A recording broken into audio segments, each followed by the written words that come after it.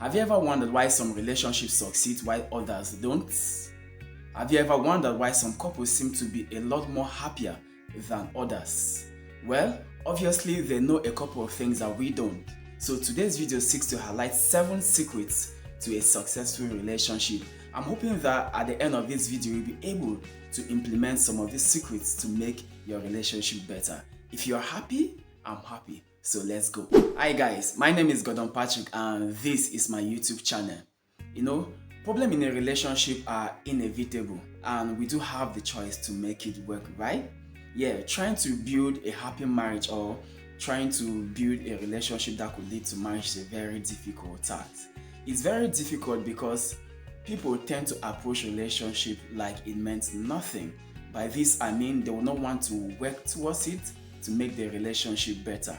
A whole lot of people would prefer to improve on their businesses, to improve on their jobs, and to improve in every other aspect of their life rather than their relationship. So there are so many persons out there that don't just know how to. So my hope is that today's video I'll be able to share some secrets that successful couples have been using to maintain their relationship. Now, number 1 for me should be the most obvious, which is good communication. Communication is one of the most important things because it removes all doubt, clears the air, and leaves little to imagination. People in successful relationships know about speaking openly and sharing their thoughts and feelings about things around them. If you are really opportune to ask people who are happy in a relationship, are thriving, they are most likely to tell you that they communicate on every single level. Now, there are so many instances in a relationship where people tend to feel like you should know me enough to know the things I want. But that is a trap that you should not fall for. Because you see, people have different ways of interpreting things. People have different ways of seeing things.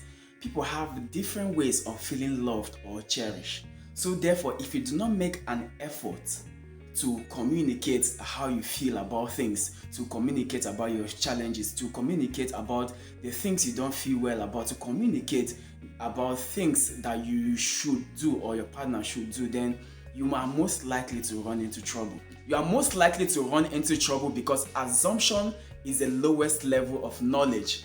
Some persons in relationship, they feel more like, well, you've been with me in this relationship for a pretty long time, so you should know a whole lot about me. Stop asking me questions, just go ahead and do them. But well, it doesn't really work that way. So people in relationship, couples in marriages should always ensure to have a good rapport with each other. With this, your relationship could continue to thrive. The next point for me is humor. As we spend more time in a relationship, some couples tend to stop laughing about the things they used to find funny. They become so touchy and you can't possibly say a particular thing without one person picking offense. One thing I know about successful relationships or people who are happy in a relationship is that they are able to laugh with and at each other without anybody actually taking offense. You need to take things easy. You need to ease off. Life is not that serious. After all, nobody's making it alive. So in as much as things are difficult, life gets tough, the challenges keep coming your way, they won't stop. Don't forget to always carry the humor along with you. Life stresses can actually affect relationship in a very bad way. So the last thing you want to become is a stiff jacket person who doesn't take joke anymore. And if you are somebody who is too touchy, your partner is most likely to withdraw at some point, and over time there'll be nothing left. So it's most important to keep things light and simple. Being able to laugh together keeps the romance alive and leaves everybody generally happy. Number 3 is team spirit. Now, just as you support your favorite football team, you know that it takes a bit of synergy to keep the team members together. Now, if you approach life's challenges as a couple, as we instead of I, then you will be able to go through life's challenges a lot easier and faster. If you start to see your partner as part of a team, and if you start to approach issues as a team, then you go further more easier and faster. I want you to remember that working together is actually vital for the progress of any team. Whether it's managing finance or doing household chores or paying bills or taking care of the kids, etc. Make sure you approach everything from the team's angle. Now, it's we we are doing this, you need to change your language to suit the situation and everything that's happening. You have to change from I to we, from singular to plural, and watch your life takes a different dimension, and your partner inevitably become more happier because they know you have them as much as they got you too. You get? Team spirit is very important in every relationship. You need to adopt it to make your relationship work. The fourth point is appreciation. Now, sometimes we get so carried away with everything that is happening to us to the point that we forget to just stop and appreciate the moments, appreciate the experiences, the little things our partners do for us. Now, you'll be so surprised to how far little appreciation could go to really boost our relationship, boost our marriages, and boost the life we live. Have you ever felt a little bit better because you did something to somebody and the person looked you in the eyes and said, "I appreciate you," and you could actually tell how genuine that person was? The same could be pretty much applied to everything you do as a couple. You can never take anybody for granted. Everybody puts in as much as they would expect out of the relationship. There should be a good balance, and if one person goes above and beyond, immediately there should be something to be acknowledged and celebrated between you both. A little show of appreciation makes someone feel special, wanted, and loved. You know what they talk about, what goes around comes around. So if your spouse is happy, they will radiate that same happiness to you, and your relationship will grow from strength to strength. The next point is intimacy. Now, it all depends where you are in your relationship. Maybe you're married. If you are, then it's a different conversation altogether. And also, if you are in a pre-marital relationship, then intimacy is very important, and it doesn't necessarily have to be sexual intercourse. Intimacy includes hugging, kissing, touching, and just showing the other person how much special they are and how much you want them. Now, if you are in a relationship that accepts sex before marriage, then it's another way to have intimacy from your partner.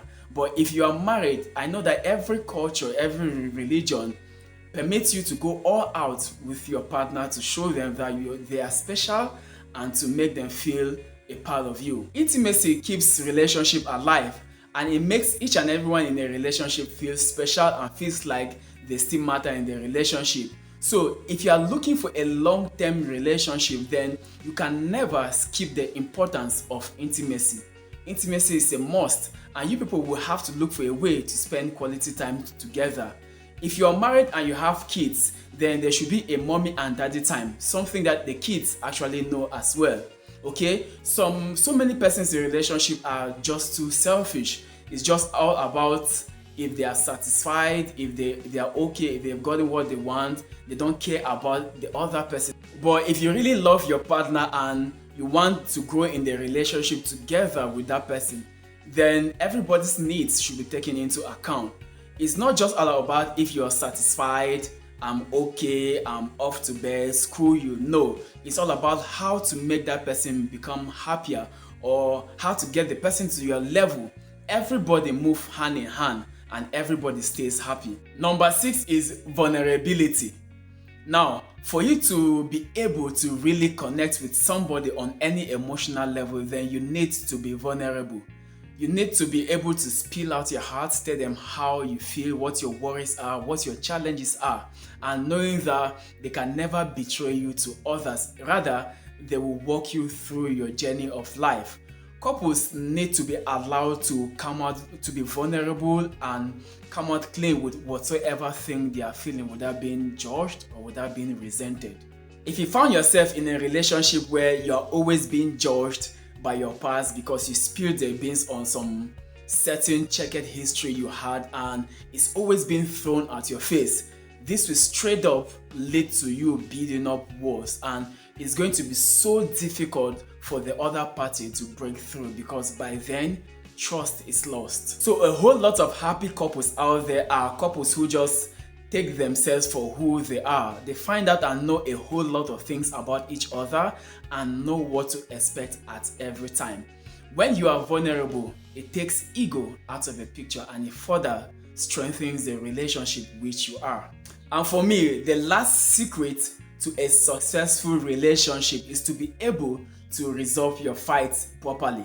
Now, I've seen relationships that actually break up because people do not know how to manage their misunderstandings, how to manage their arguments, and how to manage their fights. A whole lot of people have said, a whole lot of people cannot actually hold their tongue, and they've said some very hurtful things to each other that they cannot possibly take back. If you really want your relationship to be successful, to be happy, then you have to look for a mature and a lovely way on how to solve conflicts. Conflicts will always arise. Nobody guarantees you a stress-free, a conflict-free kind of relationship. In as much as human beings are concerned and we have different mentality, different ways of seeing things, conflict is always going to come. But what actually divides you from the rest, from people who are in a happy relationship, is how you solve your conflicts. Now, instead of sweeping everything under the carpet and pretend like they were not there, the best way to deal with conflict is to sit down, have a chat, have a heart-to-heart, and you both fashion out ways, step-by-step approach on how to deal with that conflict. And everybody must be willing to actually look for a solution to every conflict in their relationship. Now, I hope this video helps a lot, and if it did, please just find a way to smash the like button and subscribe to my channel. Like always, my name is Gordon Patrick, and thanks for watching. I love you guys and I bring you love from my heart.